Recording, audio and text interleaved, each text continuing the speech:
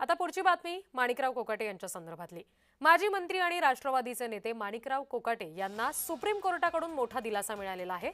सरकारची फसवणूक केल्या प्रकरणामध्ये त्यांना 2 वर्षांची शिक्षा सुनावण्यात आली होती आणि या शिक्षेला सुप्रीम कोर्टाने स्थगिती दिली आहे। त्यामुळे कोकाटेंना आता अटक होणार नाहीये।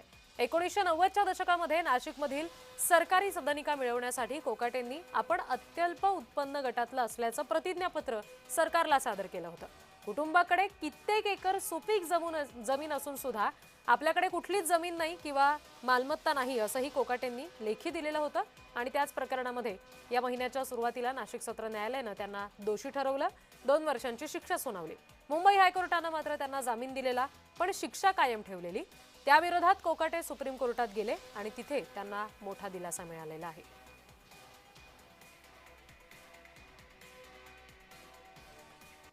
माजी कृषी मंत्री, माजी क्रीडा मंत्री, राष्ट्रवादीचे माननीय माणिकराव कोकाटे यांना सुप्रीम कोर्टाने त्यांच्या शिक्षेला स्थगिती दिलेली आहे आणि त्यामुळे सत्याचा विजय झालेला आहे। सत्यमेव जयते।